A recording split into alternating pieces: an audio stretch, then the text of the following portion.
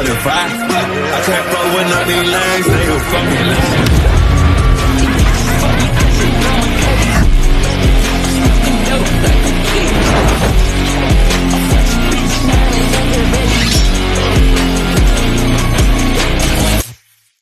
Welcome back to the Wolves Den. I am your host, Slatter. Shania Boyd.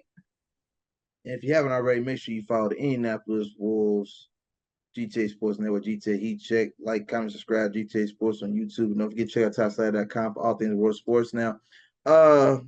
This podcast, I want to give a quick shout out to Shania for giving me this idea in our meeting last week. We're gonna be back on Spotify. I'm gonna go ahead and make an audio version for you. Okay, I've had some talks about it with the team, and I decided I'm gonna go ahead and add some more work to my never-ending list of things I have to do, and bring the podcast back to Spotify, Apple Podcasts, all that good stuff. So we're gonna have the audio out there for guys that want, ladies and gentlemen that want to listen to it on the way to work, while you're working out, cleaning your house, cooking dinner, If you ain't got time to put your eyes on YouTube, it's okay. I got you. So be on the lookout for that. For those that want to listen to the audio. How are you doing, Shania? How we doing? I'm tired. Nah, I'm great. I'm great. Well, yeah, hey, we can't be tired yet. We got a lot to cover now. Of course, in case if you're living under a rock and you didn't get a chance to check out the live stream by millions, the Royals lost to the Wolves once again, keeping it going. We 3-0 now. You know what I'm saying? Shameless plug. 71-46. Now, I'm going to let the GM take it from here because I know how I feel about the game. Shania, tell them what happened last week, man. Tell them what you saw when the Wolves took out the Royals once again. It was a story blow, y'all. It was the first quarter. Yeah. The Royals were really, really struggling. They were, I don't remember exactly, but it was like, dang, I wish I could rewatch it because, oh my gosh, they couldn't score for it seemed like it's been 10 minutes they couldn't score. When I say couldn't, I mean couldn't. I mean, I think they scored their first bucket at the end of the first quarter. I think it was 20-2. It was really bad.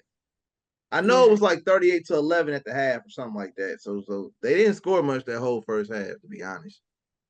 And it kind of just kept going from there. The only thing that now Shania's giving you the positive side, but we really should have blew them out by a lot more that first half. But we went 2 for 20 from the free throw line, and I'm just want to go on a limb and say if it was anybody else, we would have lost that game because you cannot afford to miss that many opportunities at the line and still win the game. Not to mention the missed layups, second chance, third chance, turnovers underneath the basket. I mean, this is as the guy that has to be the cameraman and has to watch the good, the bad, and the ugly in a basketball game, a 40-minute regulated game. Very disappointed in the basics being missed, the basic things like even the lapse of judgment and turnovers, balls getting snatched out your hands. Layups.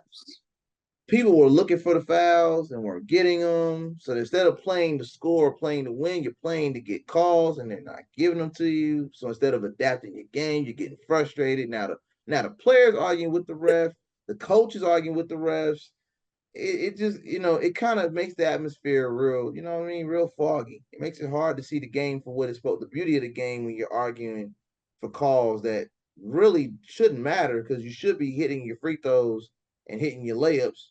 So there's no need arguing with a ref about a call that could be a 50-50 call. That's just my take on it. I'm glad we got the win, but I'm be honest with you, it should have been way more. We should have had nearly, like you said, it should have been 90 to 100 points to 50. Yeah, it should have been. Yep, it should have been at least 100. Because at halftime, I think it should have been at least 60. I agree. If we made our free, to be honest, I think it was 38-11. at the half. Correct me if I'm wrong. If you add the 20, the free throws, the points you get from free throws, and you were 18 of 20 versus 2 of 20. Now we talking 56 to what, 11, So it's unfortunate that those little things, those nuances were there. But I'm glad we got the win in spite of that. And like Callie said to me after the game, yeah, you're gonna have games where the shot doesn't go, but we adapted. Where we were Yeah, lacking, we found ways to continue to keep scoring. And we really didn't give the Royals a shot to really come back. we did.